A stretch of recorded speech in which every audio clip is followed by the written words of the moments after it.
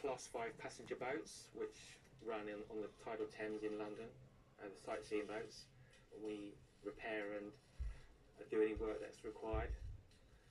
In the summer months, I do houseboats, from static houseboats to Dutch barge houseboats that people live on, like they're floating homes. And I like building houseboats, like from scratch. That gives me good satisfaction. I've built something from scratch, and then it becomes someone's home. And I like that. I'm quite proud of that I've done that. You know, the conditions of working on the boats, they're never very nice, because the majority of working inside is small spaces. Quite a lot of the spaces are inaccessible that you have to get into. You know, it's hard.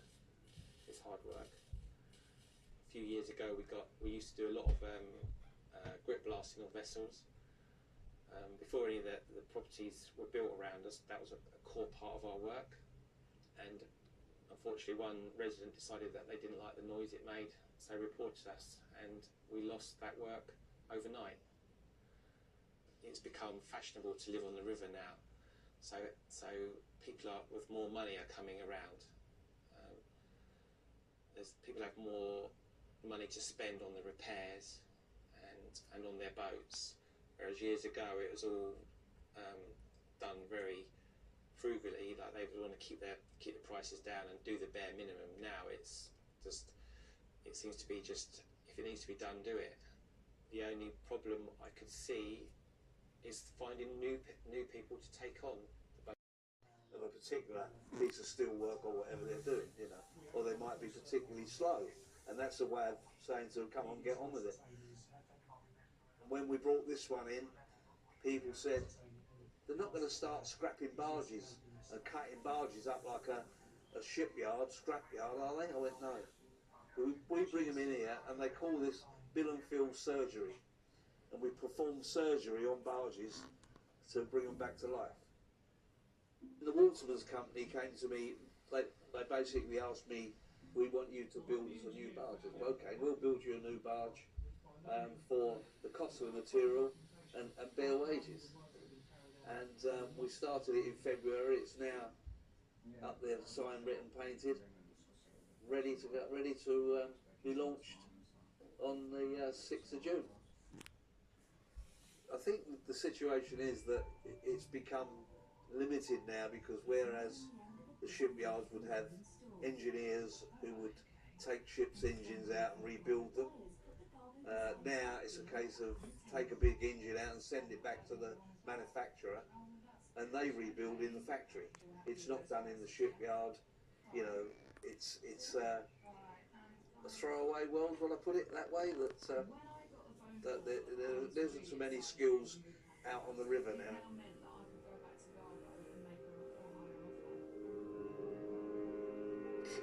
Next, 100%. Plumbing and electrics and all of the skills you'd expect to find somebody actually building a house that doesn't have any straight corners or any square corners. So.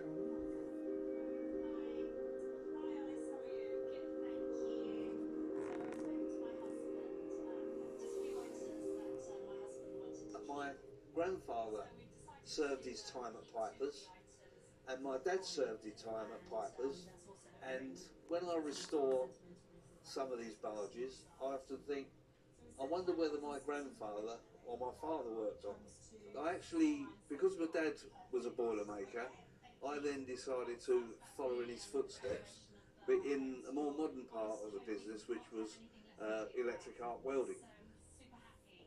A foreman would go to work in a second-hand three-piece suit.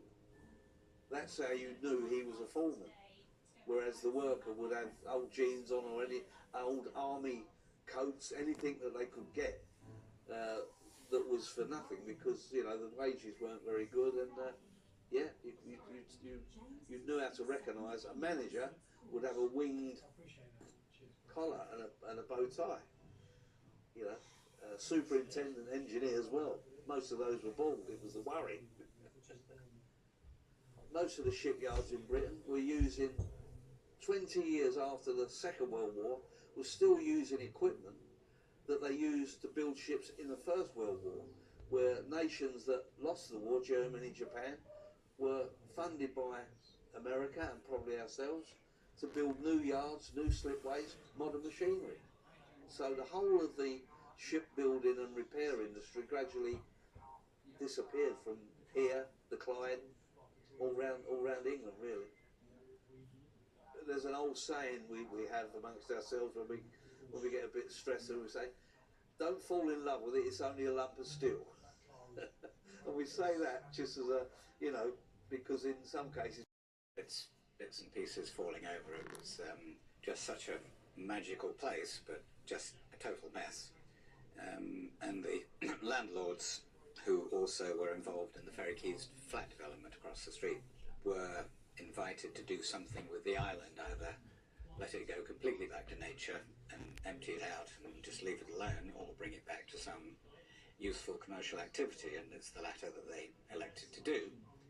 But it was at that age when you're thinking about retirement, and but yet nowhere near ready to do that, and I felt I wanted to find an occupation that I could really enjoy, that would use my physical skills as well as my brain.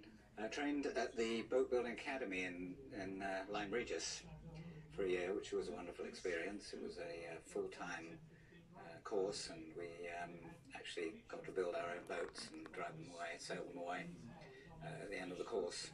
I think I enjoyed the mast making, taking a square piece of wood, cutting it in half, turning one half around so you've got opposing forces, gluing it together, and then scribing finer and finer angles and using the old pulled saws and whatnot. I found that very peaceful and therapeutic.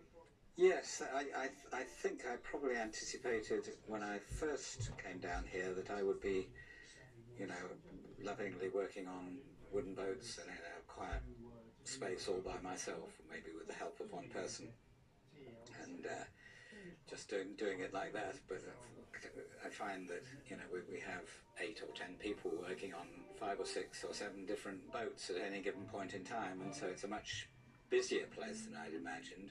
And we have about 5 metal boats, from a 40-foot narrowboat up to a 75-foot chalk, that are in various stages of refit, which require, you know, metal work, and they require internal fit out. The existing owners decide to retire.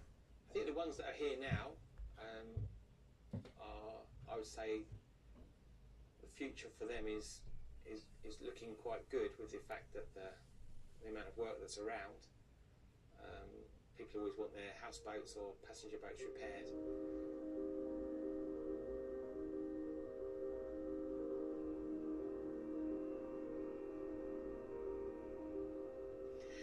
But in the 1920s, the boatyard was started here, and they put in the finger docks and the slipway, and the buildings gradually were added over time. And this building we're in right now, I think, was not built until the 1950s. And they did everything here. There was a wood shop, and there was a big metal shop, blacksmith shop. They would melt tar to make things watertight, and they would just, it was just an all-around service. And they built tugs here, they built various vessels here as well. I suppose after the war it started to tail off, because the government at the time were discouraging canal traffic and railway traffic, and they were starting to encourage lorry traffic. And as the motorways began to be built, and as the container ports were set up further down the river in Tilbury, the lighter traffic bringing the boats from the Port of London up to Brentford basically scaled away to nothing. So by the end of the 1970s, there was no activity to speak of here. There was about, I suppose, a max of over 100 people working here. It was down to about 10 or 11. And the last employees from the Thames and General Lightridge Company left here, I think, in 1980 or 1981. And they just abandoned the island. Coming down here for the first time, it was like stepping into the past. There were trees growing up through all of the old buildings.